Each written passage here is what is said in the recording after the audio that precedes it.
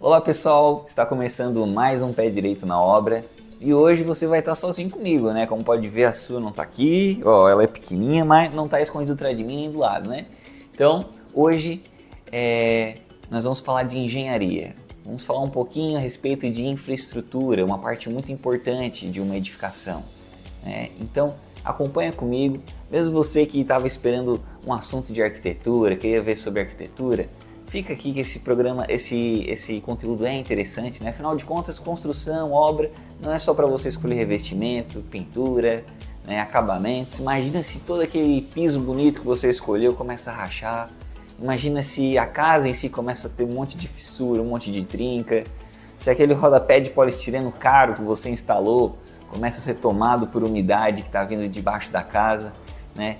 Vai estragar tudo aquilo que você está planejando. Então hoje a gente vai entender um pouquinho o que são esses efeitos, como é que a gente pode prevenir isso. E você pode inclusive conferir na sua obra, né, se está tudo sendo feito certinho, se não está. Infraestrutura, né? Uma edificação é dividida em infraestrutura, tudo aquilo que está abaixo, né, do primeiro pavimento, né, do solo para baixo, digamos assim, que é a parte de fundação, alicerce, baldrame.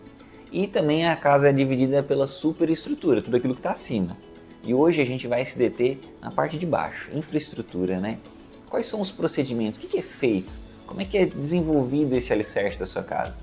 Né? Mas antes da gente começar a falar do tipo de fundação, começar a falar do alicerce, de impermeabilização, coisas importantes para serem executadas durante a sua obra, a gente tem que falar de algo bem importante que é um exame. Né? Quando você tá doente ou quando você quer fazer pelo menos um check-up, né, você vai até o médico e ele vai te pedir uma série de exames para poder analisar isso, né, saber como é que está. Para ele poder dar uma opinião, ele precisa ter informações. E o engenheiro civil não é diferente. Né? E esse exame que eu estou falando é o exame de sondagem. Né? O que é essa sondagem? Essa sondagem é um exame que vai estar mostrando para o profissional qual é o tipo daquele solo, né? Qual é a resistência daquele solo, se tem nível de lençol freático alto ou não, porque tudo isso vai estar influenciando no tipo de fundação que vai ser escolhido. Né? Esse procedimento de sondagem ele é feito por meio de um tripé, né? O pessoal instala um tripé. No meio desse tripé vai ter um peso que o profissional que estiver ali manipulando o equipamento, né, ele vai estar puxando com uma corda esse peso até uma determinada altura e vai largando esse peso vai batendo numa haste que é oca e essa haste vai penetrando no solo conforme as batidas. Né? Tem toda uma normatização explicando como tem que ser feito, né, toda uma padronização, mas é importante você saber que esse exame de sondagem ele vai coletar amostras desse solo. Depois de coletar amostras desse solo, a empresa que fez essa sondagem, ela vai extrair um relatório que vai ser esse exame que você vai estar direcionando para o engenheiro. Né? Nesse exame ele vai ter um gráfico mostrando a resistência do solo, mostrando os tipos de solo que tem ali, né? Que a gente que existem solos arenosos, argilosos, né? Solos mais compactos, né? Inclusive o relatório ele traz isso, se o solo é bem compacto, é pouco compacto, né? Porque quanto mais compacto tiver esse solo, melhor vai ser essa fundação, quanto menos, pior vai ser. Então a tendência é essa sondagem cada vez mais profundo, né? Por meio desse exame, o engenheiro vai começar a analisar qual a resistência do seu solo, qual é o melhor tipo de fundação que vai estar se enquadrando ali, se é uma fundação rasa, uma fundação profunda, que são coisas que a gente vai estar conversando durante esse programa. A gente vai para uma grande obra, o nome dela é Neom, é uma mega cidade na Arábia Saudita. Acompanhe com a gente.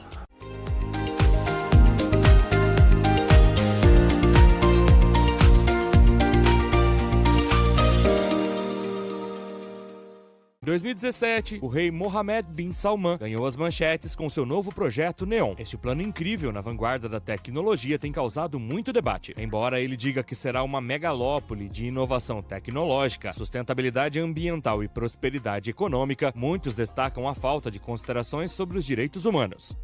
E mais de 6 anos depois, onde está o trabalho de Neom? É isso que eu convido você a descobrir hoje. Prepare-se para desvendar todos os segredos de um dos projetos mais fascinantes do século XXI. Em 2016, a Vision 2030 foi apresentada por Mohammed bin Salman. Ele é o príncipe herdeiro da Arábia Saudita. É também vice-primeiro-ministro, ministro da Defesa e presidente do Conselho de Assuntos Econômicos e Desenvolvimento. Ele pretende diversificar a economia nacional. Até 2015, 90% das receitas públicas do país vinham dos hidrocarbonetos. Quer, portanto, desenvolver outros setores, como o turismo, as finanças e o imobiliário, para escapar da dependência do petróleo. O principal objetivo da Neom é atrair estrangeiros. Bin Salman quer aumentar a população de 34 milhões para 50 milhões de habitantes até 2030 para fazer a sua economia florescer. Poucos meses depois de revelar a Vision 2030, o Neom foi revelado. Seu nome vem do grego Neo, que significa novo, com a letra M no final, que significa futuro em árabe. Construída próxima ao Mar Vermelho, a megacidade está a oeste do país, em frente ao Egito. O projeto deverá medir 26,5 mil quilômetros quadrados, ou 33 vezes a área de Nova York. Com um plano desta dimensão, o orçamento também é colossal. O projeto tem um custo estimado de 500 bilhões de dólares. Projetado para ser construída em várias fases, a primeira está prevista para ser concluída em 2030. Deverá custar 300 bilhões de dólares. O financiamento é parcialmente coberto pelo Fundo Soberano da Arábia Saudita. Mohammed bin Salman criou o Fundo de Investimento Neom, um fundo de investimento de 80 bilhões de dólares. É financiado pela privatização de parte da Saudi Aramco, a empresa petrolífera nacional. Mas é também uma questão de parte do trabalho ser financiado por investimentos privados, tanto locais como internacionais. Até 2024, os recursos serão captados por meio do IPO da empresa responsável pelo projeto Neom. A megacidade deveria ser composta por várias cidades. Uma cidade chamada Oxagon, que será o maior complexo industrial flutuante do mundo. Nadim Al-Nassar, CEO da Neom, explica em entrevista ao Arab News que em Oxagon estarão presentes todas as indústrias e o porto de Neom. Gostaríamos que os turistas passassem 1 ou 2 dias no Oxagon, eles verão o futuro das indústrias lá. Queremos que eles venham e vejam como funcionarão os futuros portos marítimos. O aspecto internacional e principalmente turístico é muito importante. Podemos falar sobre a cidade de Triplo. Será um gigantesco complexo imobiliário que acomodará uma estação de montanha destinada a sediar os Jogos Olímpicos Asiáticos de 2029. No final de 2022, o gerente de marketing turístico da Neom explicou que os Jogos Asiáticos no inverno de 2029 serão uma oportunidade para mostrar como o projeto faz uso perfeito de tecnologias de ponta. Há também uma terceira cidade chamada Alinha e também uma ilha de luxo, Sindala, que está completamente desabitada até o início das obras. O príncipe também quer comprar um enorme complexo residencial. É composto por 8 vilas, um campo de golfe e uma base anexada para funcionários e segurança. Ao todo, Neom estenderia-se por mais de 170 quilômetros. A meta é que até 2030, 1,5 milhão de pessoas se instalem ali. O número aumentaria então para 9 milhões por volta de 2045. Quando o projeto foi apresentado, o aspecto ecológico foi bastante enfatizado. A Neom deverá, portanto, ser alimentada 100% por energia renovável. Isto é 4 vezes o que todo o Reino Unido produz a cada ano. Será também devastador para muitas aves migratórias da região que correm o risco de colidir com as paredes de vidro da megacidade. Em 2019, o Wall Street Journal afirmou ter conseguido acessar documentos confidenciais. Com este projeto, o príncipe se considera o rei da tecnologia, mas na verdade, os documentos falam em instalar em Neom uma lua artificial, praias fosforescentes, táxis voadores, mas também mordomos robóticos. Todas as atividades diárias, desde a gestão econômica ao policiamento, devem ser realizadas por algoritmos equipados com inteligência artificial. O objetivo é que tudo seria automatizado. Mas quais os planos do príncipe, sabendo que essas coisas não existem neste momento? Apesar dessas grandes promessas, o projeto parece impraticável. E como realizar um projeto tão rapidamente com tecnologias que ainda não estão prontas? Muitas polêmicas também cercam o projeto, seja a nível nível humano, ecológico ou econômico. Algumas tribos locais foram deslocadas à força e em 2020, um ativista saudita que protestava contra este projeto morreu em circunstâncias estranhas. E como está Neom hoje? Nos primeiros meses após o início da construção, Neom ganhou as manchetes por condenar à morte vários membros de tribos locais que não queriam se mudar. Para acelerar estes movimentos, já não tem acesso a água canalizada e eletricidade. Drones também monitoram a área circundante. O Wall Street Journal revelou salários surpreendentes dos executivos sêniores do projeto, ultrapassando facilmente $1 milhão por ano. Foi também destacado que a maioria deles são europeus e americanos e não sauditas. A Arábia Saudita explicou que se orgulha de trabalhar com mais de 60 nacionalidades. Acrescentou ainda que quer destacar o lado internacional do projeto. Mas, ao mesmo tempo, ocorreu uma onda de saídas de funcionários ocidentais. A causa é uma gestão antiética, cheia de pressão e exigências irrealizáveis. Apesar das incertezas e dos protestos, foi anunciado em janeiro de 2023 que 20% das obras de infraestrutura estavam concluídas. O CEO da Neom anunciou a notícia na TV e acrescentou que o trabalho está progredindo conforme planejado. Publicou um vídeo mostrando o andamento do projeto. Seu objetivo é combinar um data center de alta capacidade com conectividade a redes 5G, satélite e fibra ótica. Além disso, a empresa integrará inteligência artificial nos edifícios da futura megacidade. Ela também terá a maior usina de hidrogênio verde do mundo. O clipe apresenta a cidade como um projeto de dimensão única, com 95% dos terrenos já em construção em um local, onde 95% dos terrenos estão protegidos pela natureza e onde está em curso um projeto que permitirá trazer os animais de volta ao seu habitat natural. Posteriormente, Neom voltou às manchetes em maio de 2023. Novas imagens foram reveladas por uma empresa chinesa de satélites de sensoriamento remoto. Nelas podemos ver o escopo do trabalho: uma ilha horizontal, mineração e também terraplanagem. Algumas semanas depois, a Arábia Saudita mostrou ao mundo que é mais avançada tecnologicamente do que se poderia imaginar. Um táxi aéreo realizou seu primeiro voo bem-sucedido no país. Nasceu de uma colaboração com a Volocopter, uma empresa alemã pioneira em mobilidade aérea urbana. A empresa planeja obter certificação para o seu táxi aéreo Volocity em 2024 e depois produzir 50 aeronaves por ano. Não devemos esquecer que a mega cidade saudita não terá carros nem estradas, por isso deve encontrar soluções. Um serviço ferroviário de alta velocidade também deverá ver a luz do dia.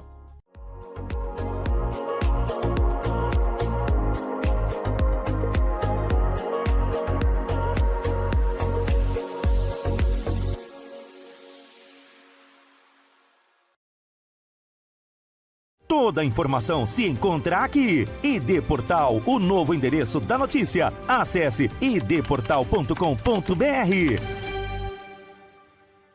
Notícias da região. Acesse www.ual.com.br. Qualidade e acabamento de primeira. Em casas de alto padrão é com a Sul Construções. Chame no WhatsApp. TV Sul Catarinense. Nosso esporte é mostrar você.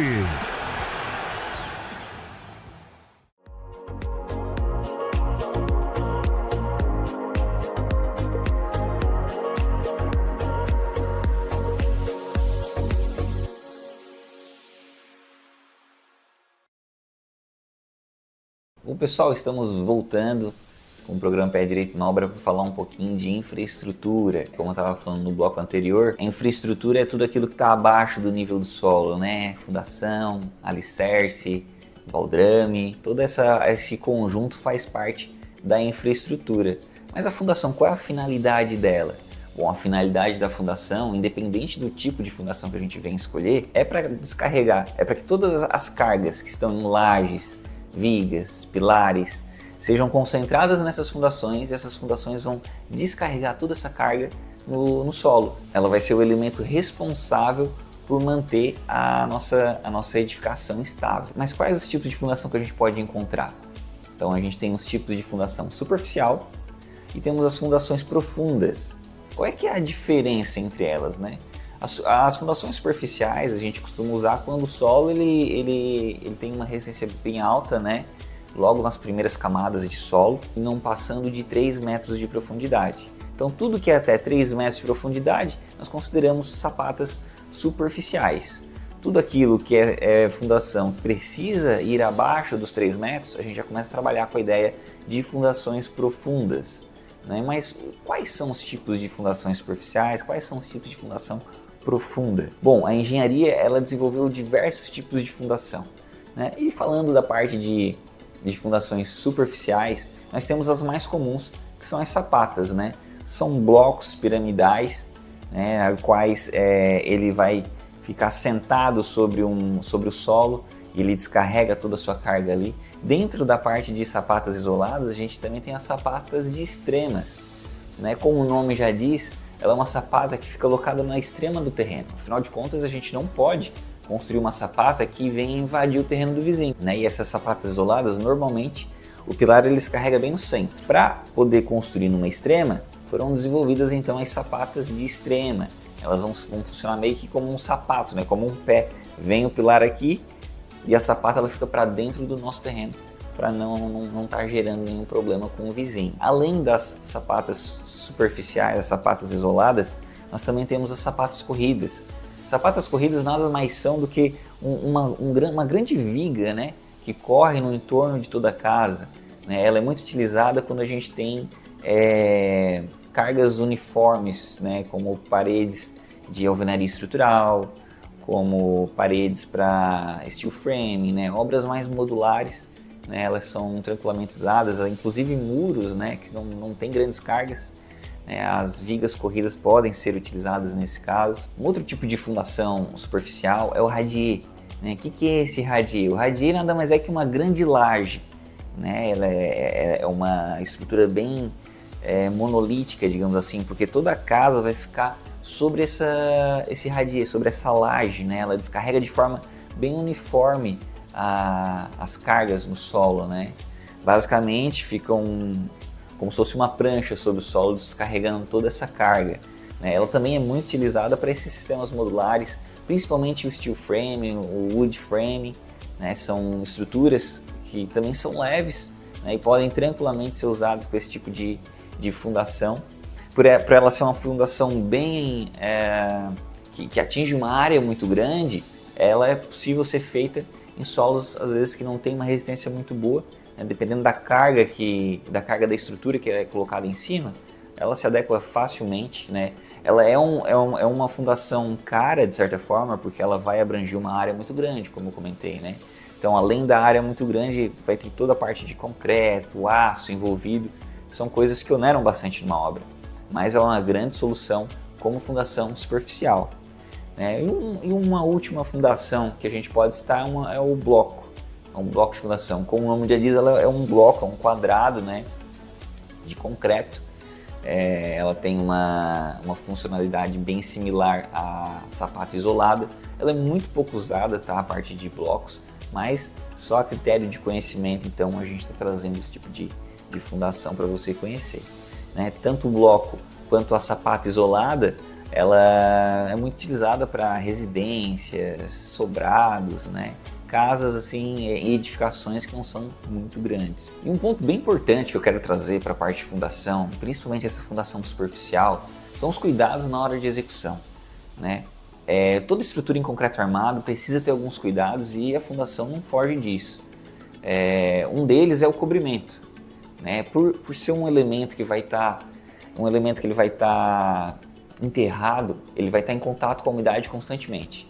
Então é importante que o cobrimento da armadura seja obedecido, né? Porque o concreto ele está ali como uma função estrutural, mas também como função de proteção do aço. Né? É ele que vai garantir que o aço fique íntegro, porque a partir do momento que esse aço entra em contato com alguma umidade, com ar, esse aço ele vai começar a entrar em processo de corrosão. Né? E isso é um câncer na obra, a parte de corrosão. Né? Conforme o aço for entrando em estado de corrosão, ele passa a expandir e o concreto é horrível a tração. Né? No momento que o aço expande, o concreto vai entrar em processo de tração e vai começar a rachar. É aí que vem as rachaduras. Né? Quanto mais racha, maior a facilidade do acesso de água, né, da umidade, do ar. Então isso é como se fosse um efeito dominó, né? Conforme vai influenciando ali, vai prejudicando, vai reduzindo a vida útil do elemento. E aí como é que faz para recuperar uma fundação? Como é que você arruma isso? É um custo enorme. Então, cobrimento da armadura é algo que a gente precisa ficar sempre atento quando for executar uma fundação, seja ela superficial ou profunda, né? Algo também muito importante que a gente tem que fazer é que a armadura da sapata, ela não pode ser lançada direto no solo, né? Isso aí a gente já acabou encontrando em algumas obras, né? A mão de obra nem sempre ela é qualificada, então a gente tem que ficar atento. O pessoal tem mania de só jogar uma britinha e joga o aço ali em cima, ou às vezes nem brita, tá? Já teve caso da gente chegar e tá ali a armadura jogada em cima do solo, esperando para ser concretado, né? Então a gente tem que orientar a mão de obra quanto a isso. O que é o certo ser feito? Tem que ser feito um lastro de concreto, né? Tem que ser jogada brita, feito um concretinho magro, lançado, né? Vai meio que fazer uma espécie de um contrapiso ali, né? Não é bem contrapiso, como eu disse, é um concreto magro, mas ele dá essa aparência de contrapiso, para depois a gente vir com a parte de armadura. A gente consegue colocar alguns espaçadores na armadura, que vai fazer com que a armadura fique mais elevada sobre esse concreto magro, né? E aí dá para fazer concretagem tranquilamente, né? Sem fazer com que a armadura, sem deixar que a armadura fique exposta. Bom, pessoal, agora a gente vai fazer uma pausa e vai para o quadro Obra Pronta. É uma casa que fica no condomínio Bosque dos Poetas.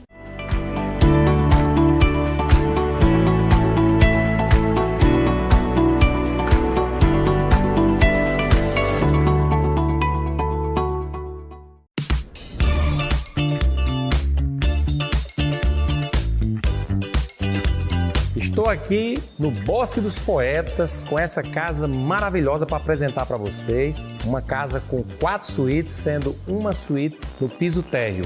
Vem cá, vou mostrar todos os detalhes, inclusive com essa coisinha fofa aqui me acompanhando, que é o Ted. Vou apresentar para vocês aí o grande Ted.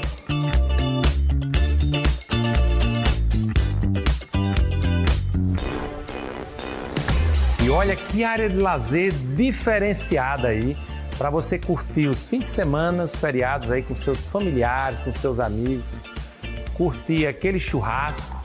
Olha os detalhes dos materiais, uma coifa, olha que diferenciada essa coifa da Sugar.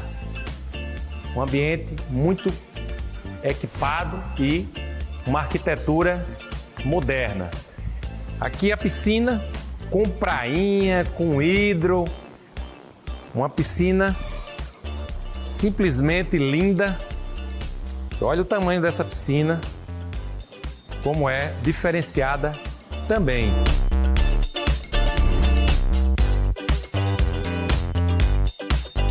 O lavabo, olha que charme esse lavabo. Bancada toda de nanoglass, revestimento de madeira, simplesmente lindo. E aqui é mais um ambiente, além da área gourmet, você pode ter esse home cinema aqui. E fechando essa porta, você vai ter toda a privacidade em relação a um evento, por exemplo, que aconteça na área de lazer e área gourmet, que pode ser totalmente fechado, climatizado e, se quiser, pode integrar totalmente aqui com a área gourmet. Vista por outro ângulo, olha que charme essa área gourmet.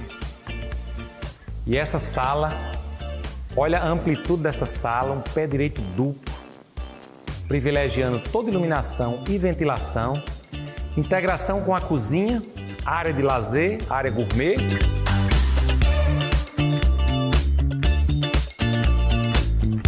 Gente, que cozinha diferenciada! Veja o detalhe dessas bancadas, esse armário maravilhoso. Detalhe, todos esses materiais não é nanoglass, é Decton. Os melhores projetos hoje estão sendo utilizados, que é uma pedra hoje diferenciada, com uma garantia que pode cair acidentalmente líquidos, vinhos, e você não vai ter problemas com a porosidade desse material. É simplesmente diferenciado. Cozinha também tem um pé direito mais elevado, um carregador para o seu iPhone, seu celular, seu smartphone, toda completa para você já chegar e usar. Aqui, área de serviço, dependência completa para empregados. São 3 suítes no piso superior, como eu falei anteriormente, e essa suíte aqui no piso térreo. Já toda com armário e um espaço muito bom, bem ampla, e um banheiro também super equipado, com bancada aí super nano, também diferenciado.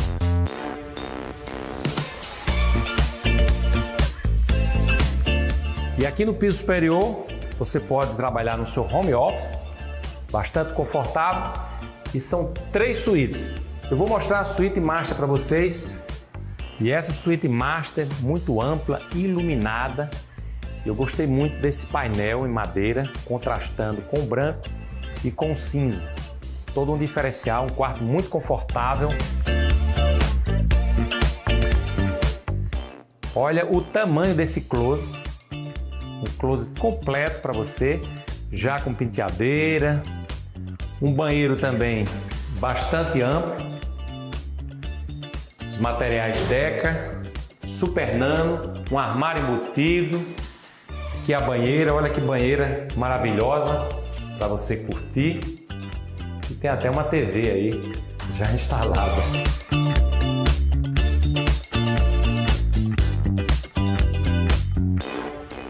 Detalhe, banheira com hidromassagem e com controle de temperatura. Além da master, temos mais 2 suítes, também suítes bastante amplas e com closet.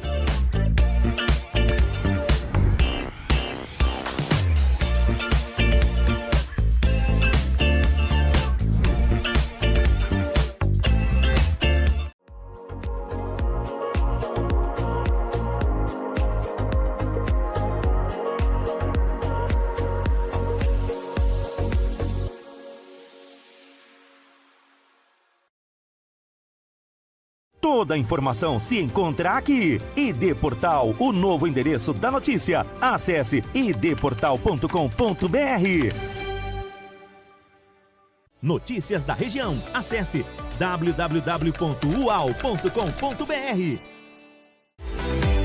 Qualidade e acabamento de primeira. Em casas de alto padrão é com a Sul Construções. Chame no WhatsApp.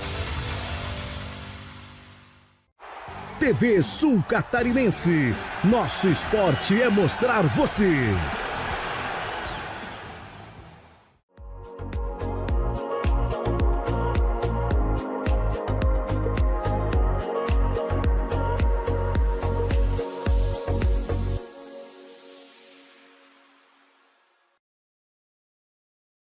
Bom, pessoal, estamos voltando com o programa Pé Direito na Obra. E como eu estava falando no bloco anterior, a gente estava falando de infraestrutura. No bloco anterior, comentei a respeito de fundações superficiais.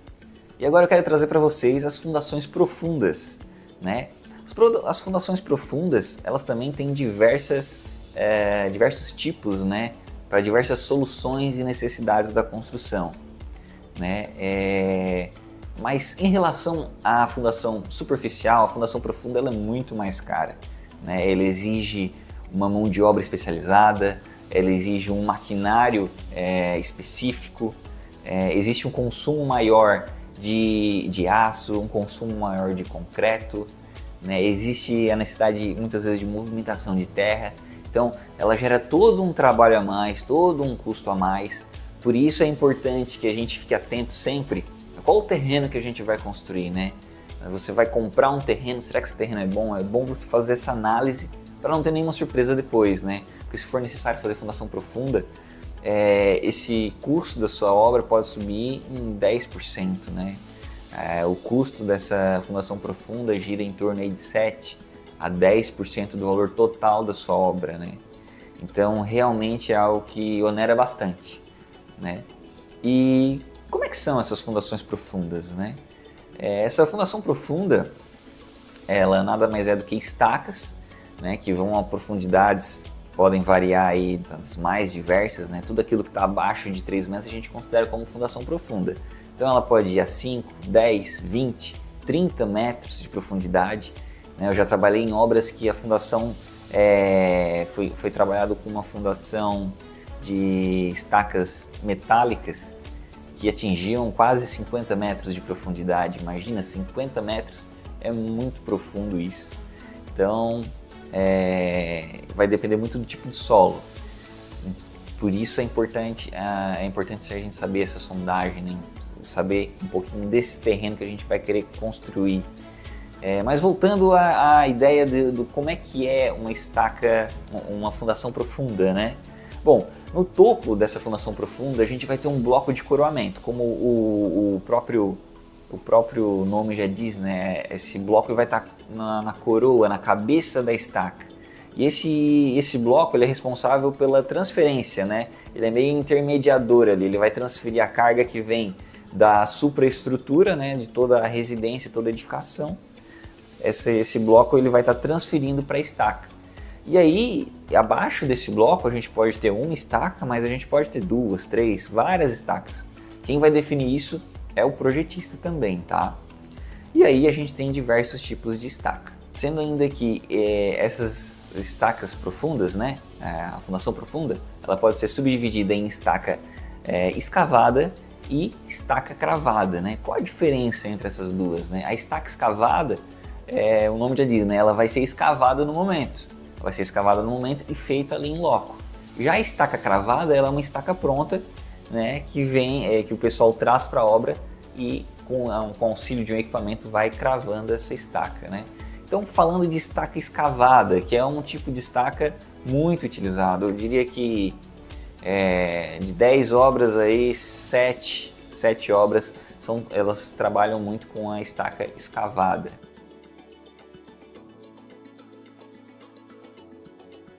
Bom, então falando de estaca cravada, né, a gente pode dividir ela em 3 tipos de materiais que são muito comuns usados, que é a estaca de madeira, a estaca de aço e a estaca de concreto, né? Todos os 3 modelos têm também sua finalidade dependendo do tipo de solo, né? Mas assim, a estaca cravada é importante você saber que ela vai gerar um grande impacto na vizinhança, porque ela normalmente é cravada com um bate-estaca, né? Então isso gera grandes vibrações no entorno do terreno. Então se você tem vizinhos, se tem casa vizinha, isso pode gerar algum dano na edificação, né? Então não é recomendado quando tu tem obras muito próximas. Ela muitas vezes pode sair até mais barata se está cravada, mas a gente tem que ter esse cuidado, né? De que não pode ter edificação por perto, porque você pode estar gerando um dano no seu vizinho e aí o custo pode ser muito superior. Então, como a estaca ela pode gerar esse dano à edificação vizinha, é importante que o profissional, o responsável técnico, faça um relatório de vizinhança, né? Nesse relatório, ele vai analisar residências, casas que possam estar próximas, né? Fazer um relatório fotográfico, até para poder comprovar depois se houve surgimento de fissura ou não. Caso algum vizinho venha reclamar, né, você vai estar resguardado por meio desse relatório, né? Esse relatório é bom você fazer tanto com o uso de estaca cravada como com o uso de estaca escavada, né? Independente do tipo de fundação que você vai fazer, é importante você ter esse conhecimento. Se as obras vizinhas já não apresentam problemas, né? Se elas estão em boas condições ou não, porque isso é um meio de você estar se resguardando caso algum vizinho venha exigir algum ressarcimento, né, sobre um dano que esteja surgindo na casa dele. Bom, pessoal, a gente vai fazer mais uma pausinha e agora a gente vai para uma obra muito especial aqui na cidade de Araranguá, que é a edificação do Bom Pastor. Essa obra está em processo já bem avançado, então acompanha com a gente como é que está o estado dela agora.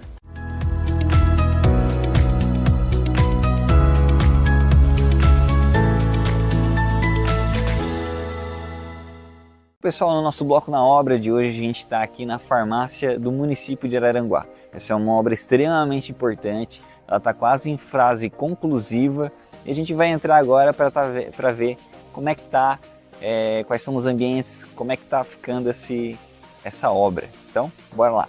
Bom, para quem não está localizado ainda, A farmácia do município ela vai ficar logo atrás do Bom Pastor. Aqui é a obra do Bom Pastor que está acontecendo, né? Toda a parte de reforma da unidade básica de saúde. Então ela vai ser toda reformada e nesse lado aqui, ó, mais ou menos, daqui até a frente do Bom Pastor, a gente vai ter uma passarela para conduzir as pessoas direto para a farmácia, ou seja, as pessoas não vão ter que entrar na unidade básica de saúde, e sim vão poder vir direto aqui na farmácia municipal para poder estar buscando o seu remédio, né, a sua medicação. E agora a gente vai entrar aqui no acesso principal da farmácia e mostrar para vocês como é que está ficando o ambiente. Bom, aqui é a recepção principal, né? Teremos várias cadeiras aqui para o pessoal ficar bem acomodado enquanto aguarda ser chamado para receber o seu remédio, né? E vocês podem ver que a gente tem aqui a área toda aberta. Essa área aqui ela vai ser uma claraboia, ou seja, a gente vai ter uma cobertura um pouco mais elevada e vidros nas laterais todas, então vai ter toda uma iluminação natural entrando aqui, né? A gente fez um lugar bem iluminado, um lugar que fique bem gostoso e agradável de ficar, né? Mais aqui do lado a gente tem alguns banheiros, vai ter banheiro masculino, feminino, banheiro para PCD, né? Que é a pessoa com deficiência física. Tem desse lado, tem do lado de lá também, né? Mostrando que temos então tanto masculino como feminino. E aqui na parte de atendimento, né? Cada janelinha dessa vai ser um guichê. Isso porque o município está optando em diferenciar cada farmácia, né? Cada tipo de medicação vai ter um guichê específico, né? Agora eu não entendo muito dessa parte aí de medicina, enfermagem, né? Mas eu sei que existem medicações para determinados tipos de doença, é claro, né? Então essas medicações elas vão ser meio que agrupadas, né? E então a pessoa tem uma doença X, ela vai vir num guichê específico, né? Acredito que isso vai ajudar a dar celeridade, né, no atendimento de quem vier buscar o seu remédio. Bom, como a gente pode ver aqui nessa sala, o piso já está sendo colocado, né? Como eu tinha mencionado, é uma obra que está prestes a ser entregue, então logo o araranguaense já vai poder estar usufruindo dessa estrutura, né? E um cuidado que a gente teve quando fizemos a parte de projeto foi com a questão de umidade, né? Em nossos projetos a gente indicou a parte de impermeabilização do alicerce, né? Conversamos também com a empresa, a construtora responsável, é uma construtora que tem já um know-how bem grande e eles já tinham também pensado nesse cuidado de trabalhar com impermeabilizantes, com aditivos impermeabilizantes, né? Porque umidade era um problema muito sério que a gente tinha na unidade básica do Bom Pastor antes, né? Agora está sendo feita a reforma justamente para sanar esses problemas, mas é algo que a gente já fez pensando aqui, né? Para que seja uma edificação de grande durabilidade. Agora a gente vai adentrar na parte que não é pública, a parte mais administrativa, a parte de depósitos, mas para você ver como é que vai funcionar aqui dentro, vamos seguir. Então aqui é um corredor principal, né, que leva tanto para a área de atendimento, tá? Para cá é a área de recebimento de materiais, tá? Nós vamos ter aqui algumas alas para que o material, o remédio chegue aqui e ele possa ser destinado para o local correto. Então essa parte que é a parte de recepção de medicamentos, né? Depois de ser recebido esses medicamentos aqui por um agente da farmácia, ele vai destinar para os depósitos. Aí os depósitos aqui são meio que estratégicos, né? Dependendo do tipo de material, do tipo de medicamento que ele recebe, ele vai destinar para um depósito ou para outro depósito. E aí nesse depósito vão ser feitas as conferências, né? O pessoal vai conferir realmente aí se veio toda a medicação certinha, quantidade e tal. Dos depósitos daqui, aí passa a entrar na edificação, né? Esse medicamento será conduzido para a sua ala específica, né? Nós temos tanto a ala de medicamentos convencionais como medicamentos jurídicos, que o pessoal fala, né? Que são medicamentos específicos lá que são liberados através de alguma autorização jurídica mesmo. Bom, como você pode ver, a obra está bem adiantada, né? Toda a parte de reboco já foi executada, pessoal está se concentrando agora na parte de piso, né? E conforme eu conversei com um mestre de obras aí, dentro de uns 10 dias, eles já vão estar entregando essa obra para a parte de pintura, né? E pintura, acabamentos aí, acredito eu, né, que dentro aí de uns 2 meses, 2 meses e meio, essa obra já vai estar apta para estar colocando em funcionamento, né? Agora a gente vai subir, vamos para o segundo pavimento, para ver o que temos lá na área administrativa.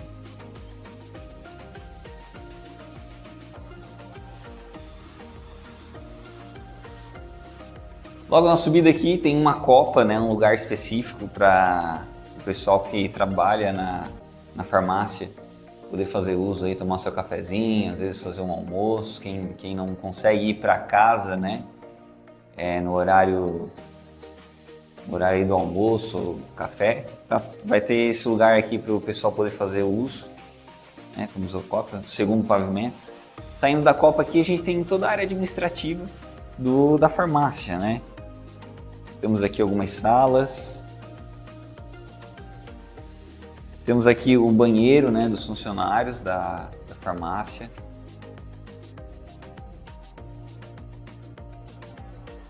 Aqui mais uma sala administrativa, né? A gente procura fazer esquadrias, janelas bem grandes para que tenha bastante entrada de iluminação natural. E aqui a gente vai ter um auditório, né, para salas de reuniões, cursos, né? Eu até esse tempo estava conversando com a secretária da Saúde de Araranguá e comentou até na possibilidade de que esse ambiente seja usado não só para fins do pessoal interno, né? Mas que às vezes um curso, alguma coisa que a próprio município quer dar para as pessoas, para os munícipes, né? Eles poderem fazer uso também desse ambiente, né? A arquitetura dela foi uma arquitetura toda bem elaborada aí pela Sul, é algo bem novo.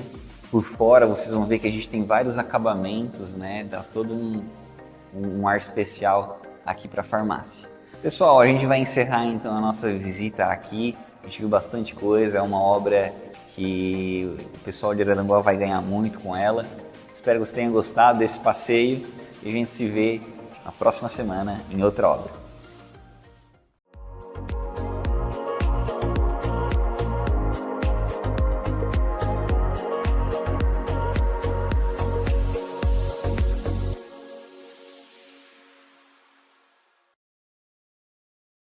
Toda a informação se encontra aqui. ID Portal, o novo endereço da notícia. Acesse idportal.com.br. Notícias da região. Acesse www.ual.com.br. Qualidade e acabamento de primeira. Em casas de alto padrão é com a Sul Construções. Chame no Whats. TV Sul Catarinense. Nosso esporte é mostrar você.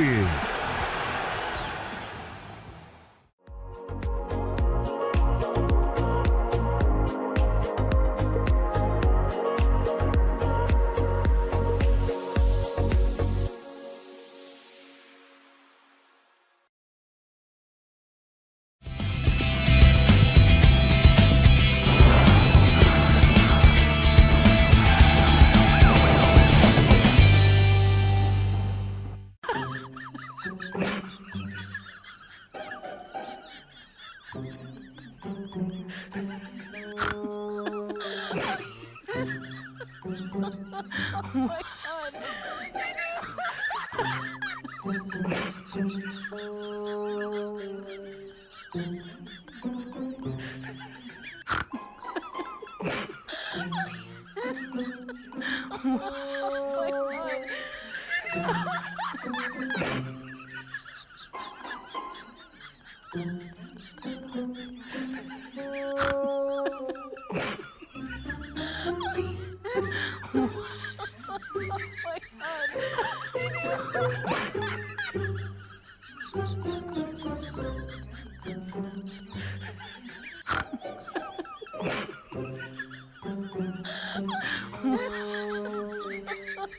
God.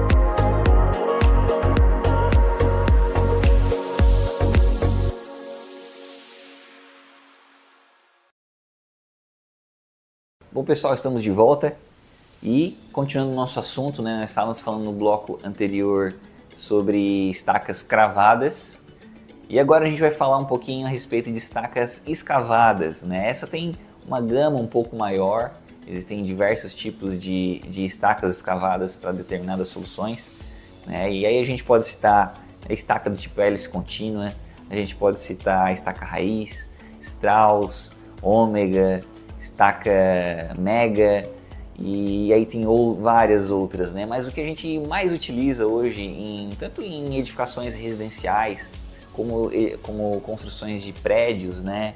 Comércios, é a estaca hélice contínua, né? Essa estaca escavada em loco nada mais é do que ela utiliza, né, um equipamento como se fosse uma perfuratriz.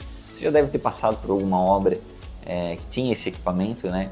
Essa perfuratriz ela vai perfurando o solo, né? Vai retirando um pouco daquela areia, daquele solo, pode ser areia, pode ser argila. E dentro dessa perfuratriz ela tem um espaço oco ao qual vai ser injetado o concreto. Então essa perfuratriz ela é oca por dentro, né? A lança dela é oca por dentro. Então quando ela chega no ponto exato que foi determinado pelo calculista, né, pelo projetista, é aberta uma comportinha lá na ponta da perfuratriz e por pressão, né, o concreto vai sendo injetado no solo e a perfuratriz vai saindo, vai sacando, enquanto o concreto vai ocupando aquele espaço, né? Então é um processo muito eficaz, né? Ele é excelente quando a gente tem também residências no entorno, porque ela não gera impacto no solo. Então depois dela lançar esse concreto, aí o pessoal, ela ainda consegue auxiliar, né, o pessoal ali que está na obra a colocar a armadura. Então depois de ter sido lançado o concreto, né, é colocada uma armadura nessa estaca para aumentar a resistência dela a esforços laterais, né? E assim é feito uma estaca do tipo hélice contínua, né? Depois que o concreto seca, o pessoal, eles fazem uma espécie de arrasamento, que eles quebram a cabeça da estaca, justamente para que aquele aço que foi inserido ali fique exposto, e aí eles montam um bloco de coroamento no entorno desse aço que está exposto, né? Para que tenha essa interação, essa ligação entre a estaca e o bloco de coroamento. Bom, e por fim, né, a gente falou de toda a parte de fundações profundas, fundações superficiais, né? Logo acima desse tipo de fundação vai ser feito ali o baldrame, né? O vigamento inferior da casa, que está dentro ainda da infraestrutura. E aí nessa etapa é muito importante a impermeabilização, né? Eu tinha comentado a respeito daquela umidade que sobe no rodapé, né? Das paredes. Essa umidade ela é causada pela umidade ascendente, é a umidade que vem do solo. Por isso a importância da gente fazer a impermeabilização desse baldrame, de todo esse alicerce da casa, né? Então a gente pode fazer também de várias formas essa impermeabilização. A gente sempre recomenda a utilização de aditivos impermeabilizantes no próprio concreto, né? Além desses aditivos impermeabilizantes no concreto, trabalhar com talvez manta líquida ou temos também aquelas mantas asfálticas que também são utilizadas para impermeabilização do baldrame, tá? E é importante que a impermeabilização ela não ocorra só no topo do alicerce, né? Que é muito comum o pessoal fazer isso. A gente vai nas obras, eles querem impermeabilizar só o topo do alicerce, que vai estar em contato com a alvenaria. Na verdade, a gente tem que impermeabilizar também as laterais desse alicerce e também utilizar aditivos impermeabilizantes na argamassa de assentamento da parede, principalmente até ali a terceira, quarta fiada de tijolo, né?